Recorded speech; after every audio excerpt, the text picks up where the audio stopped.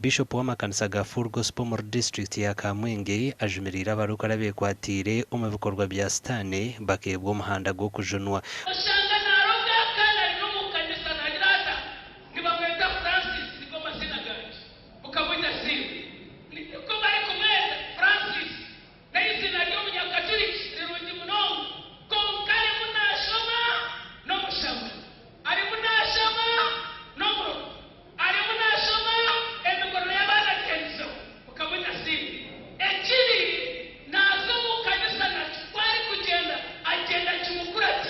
Okugamba ebi n'ubwabire ari aha mukoro gwo kushoroza sente ezo kumarira ekanisa ya Biguli Full Gospel Church ogubire gutebekanisiibwe kwesiga Moses.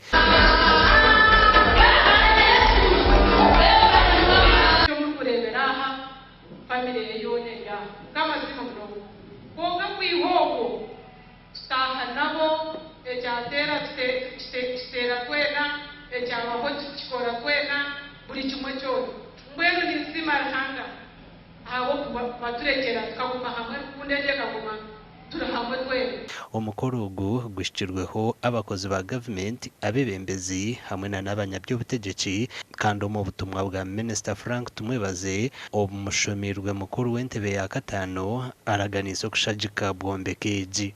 Kamwenge akwekizo yakwata kwa nk'okuyaba ine yagira kato kuretere bikwaru 500 njire ku Omugandi abiciriza omukereziya ya Mpumudo muri Yantonde bashabirwe kwehara Engiretine Muhoho omubigambo hamwe n'ombikorwa byabo.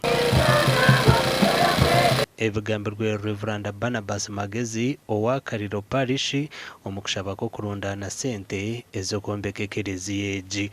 Twine ekereziya nche eyarwa mabare kushomesa nikimu mwenu nisha kandi mbese mwije mukwase tusime tugurenta nuru kikumi z'amatafari turimo kubera abawuliriza obuwuliriza naye tubere abakozi abassa mu nkola ekigambo kya Katonda. Tukajigaziya tisiteka bampango kuyurugira population twine tukareba ngo yabampango abantu bizamu ahasiga tuyimbise Ruhanga.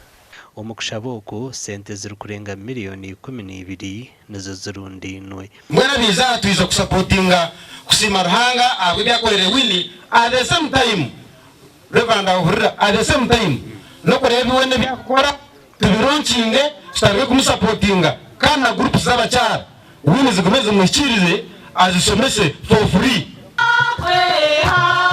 Amakuru agagasha kwa Anthony Twine hamwe na Sandike William.